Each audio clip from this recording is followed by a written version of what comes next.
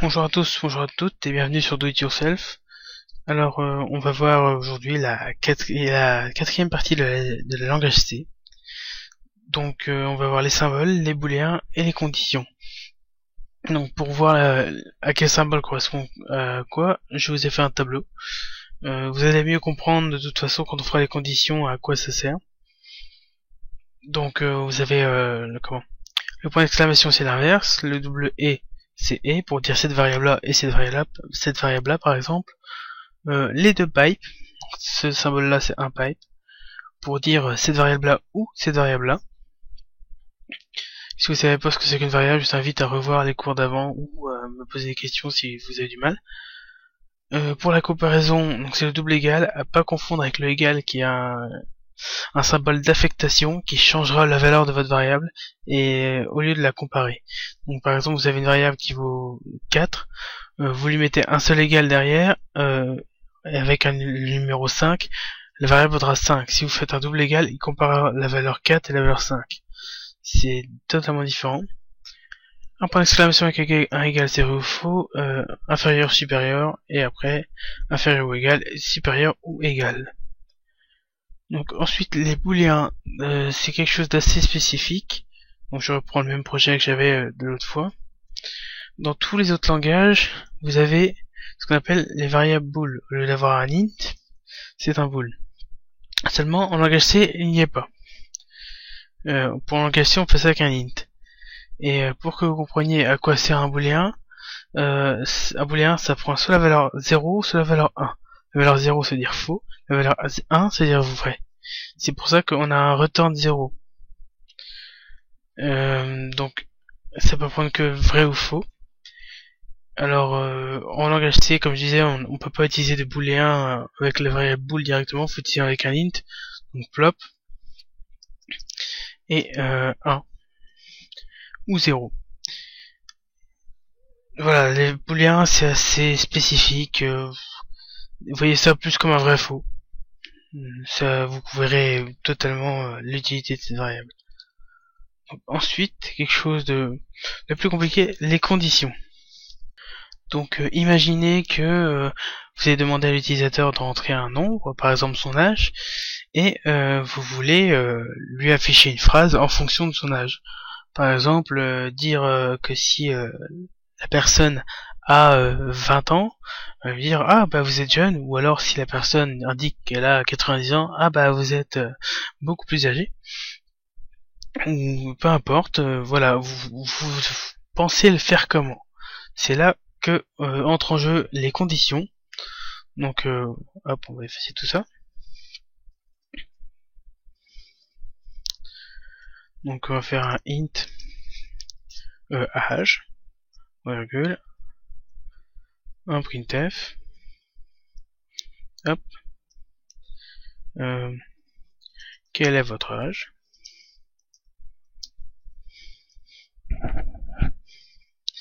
virgule, anti/slash n pour faire un retour à la ligne. Ensuite, on va faire un scanf tout simplement. Hop là.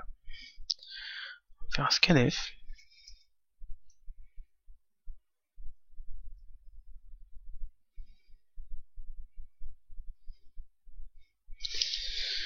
Alors, pourcent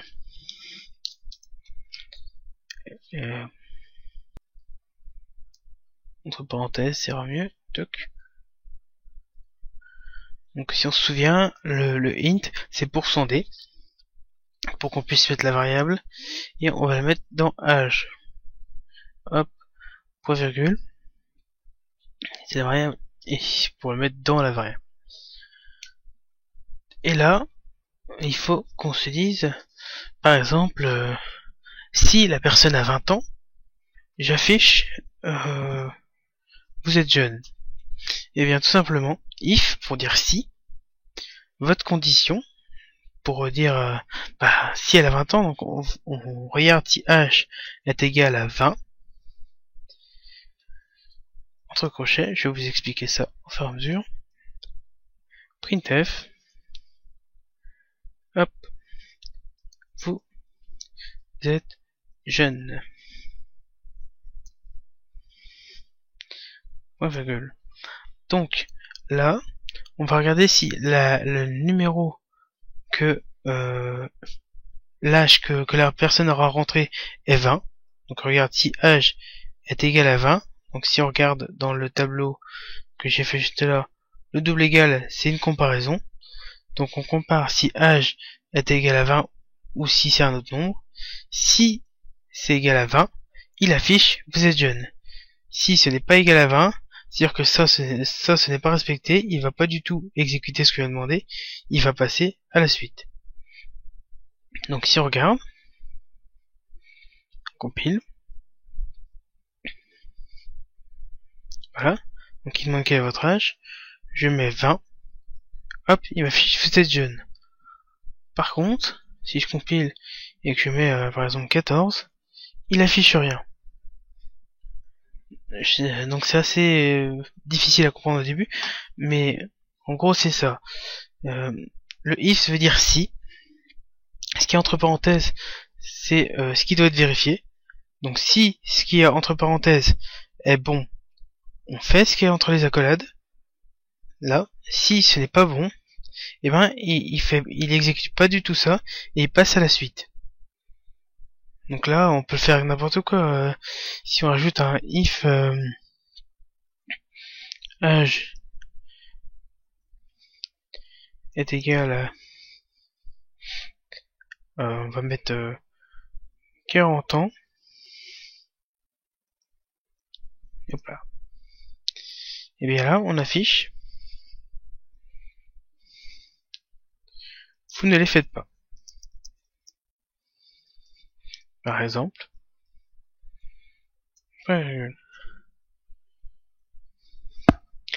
Alors là, vous allez voir que en fonction de ce qu'on va rentrer, la phrase ne sera pas la même. Là, on met 20, il met vous êtes jeune. On met 16, il retourne rien parce qu'on lui a pas fait de condition. Et si on met 40, ils disent vous ne les faites pas. Mais maintenant, ça pose un problème parce que si on doit tester en faisant if, en faisant copier-coller à chaque fois, ça risque d'être lourd et ça va ralentir aussi l'exécution. Donc pour que ce soit plus simple et pour que ça ralentisse moins l'exécution, excuse-moi, il faut faire un else if. Donc le else if, ça veut dire sinon si. Donc en gros, si ça c'est bon, on fait ça. Sinon, si ça c'est bon, on fait ça. Donc ça change rien au niveau de la console. Si on affiche 20, il dira vous êtes jeune, ça terminera. Si on affiche 16 ou même 19, hop, il retournera rien. Et si on met 40, ils disent vous ne faites pas. Donc ça change rien au niveau de la console, mais au niveau du code, c'est plus simplifié. Puisqu'on voit exactement que ça se suit. Un else if sera automatiquement derrière un if. C'est si, sinon si. On peut pas commencer une interrogation par sinon si, ça n'aurait pas de sens. Et sinon, on peut faire une troisième option, enfin à la suite du sinon si, un else. Donc le else n'a pas besoin de condition parce que ça veut dire sinon dans tous les cas tu fais ça. Donc sinon dans tous les cas, on va mettre par exemple printf afficher un âge correct. Donc vous allez voir, maintenant ça va changer un petit peu. Il n'y a pas d'accolade puisqu'il n'y a pas de condition, mais vu que c'est un sinon. Si vous avez 20 ans, on vous affiche ça. Si vous avez 40 ans, on vous affiche ça. Si vous n'avez ni 20 ans ni 40 ans, dans tous les cas, derrière, on vous affichera ceci, pardon. Hop, afficher un âge correct. Donc on compile. Et vous allez voir que maintenant, si on met n'importe quel nombre, par exemple 197, il va dire afficher un âge correct. Je peux essayer avec n'importe quel nombre. C'est un peu le système par défaut. Soit 12. 12, c'est mieux. Hop. Vous voyez, il affichera toujours afficher un âge correct. Donc c'est quelque chose qui va nous permettre de faire en fonction de telle ou telle chose, de telle ou telle situation, et de rendre notre programme plus interactif et plus fonctionnel. Donc on a plein de conditions. Là on a déjà vu trois types, hein, le if, le else if et le else, qui sont en fait la même chose, puisque le else if devra être automatiquement précédé d'un if, et le else doit être automatiquement précédé soit d'un if, soit d'un else if. Puisqu'on peut faire un if et un else direct derrière, vous allez voir, ça marche nickel. Si on fait ça marche mal, c'est code black. Voilà, et si on met n'importe quel âge, 145, il va toujours afficher un âge correct. Et si on retire le if,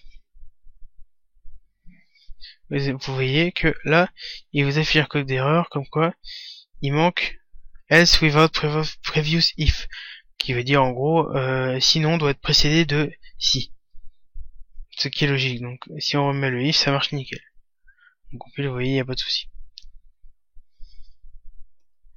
Donc ça, c'est l'une des premières conditions. Sinon, si vous avez beaucoup à faire de if, else if, else if, else if, else if, il y a un autre type de condition qui s'appelle le switch case. Alors le switch case, je vais garder quand même pour les commentaires après. Donc le switch case, switch, hop, âge, entre guillemets, case 13, 2 points, printf, vous avez 13 ans. Je vais en faire quelques-uns comme ça. Copier-coller pour aller plus vite. Voilà. Tac. Et le break à la fin, c'est mieux. Je vais vous expliquer ça juste après. Break. Si je l'ai mis au bon endroit, c'est mieux, voilà. Et break. Donc là, on va mettre 17.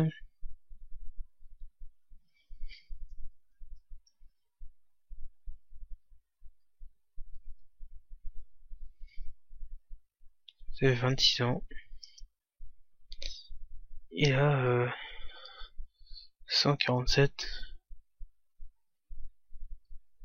Vous me montez.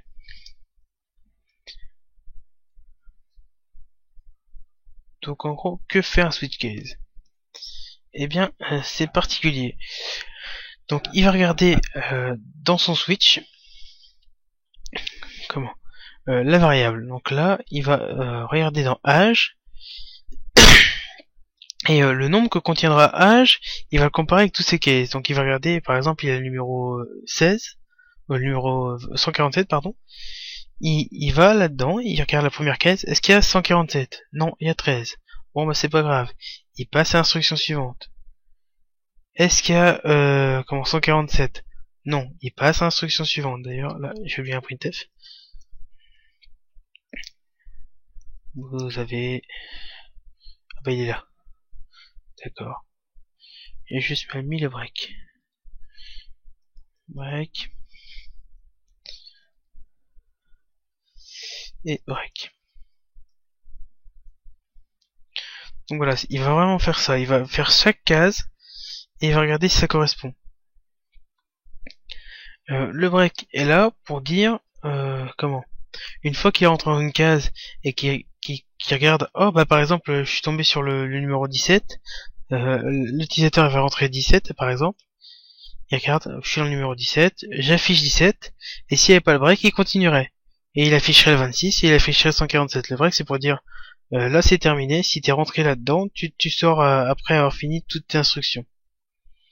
Donc c'est vraiment comme le si sinon si, sauf que la condition c'est juste une variable qui va nous dire si la valeur de cette variable est égale à ça, ça ou ça ou ça. il va faire en fonction et afficher en fonction, faire les calculs qu'il faut. Donc je vais mettre là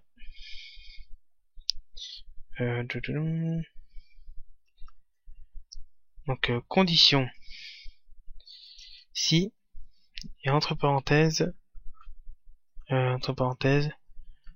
condition à respecter. Et dans les accolades, voilà, instruction à suivre. Hop là. Donc là, c'est pareil pour le else, sauf que c'est pas si, c'est sinon si. Else if. Et pour le else, printf. D'ailleurs, c'est ça qui est bon, c'est pas le printf rentrer un âge correct. Et là, sinon si la condition âge 40 ans, vous ne les faites pas, pour être un peu cohérent. Voilà, sinon si. Hop, bon, je vais le, hop là, comme ça, en commentaire. Donc, comportement par défaut.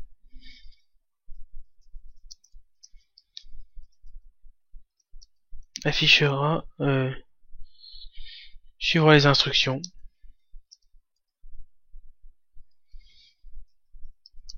Entre les accolades.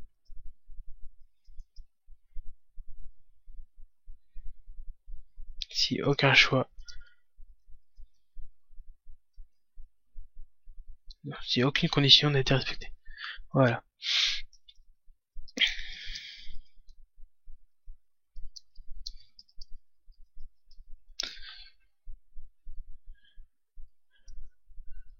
Regarde. Pourquoi une parenthèse? Je vous explique tout ça après. Une dernière fois. La valeur de la variable.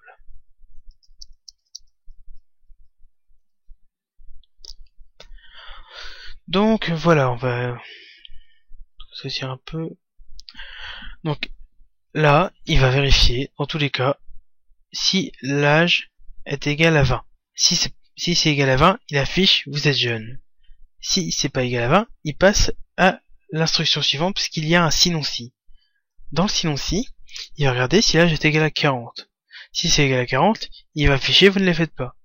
Si ce n'est pas égal à 40, il va regarder ce qu'il y aura à la suite, il verra qu'il y a un sinon.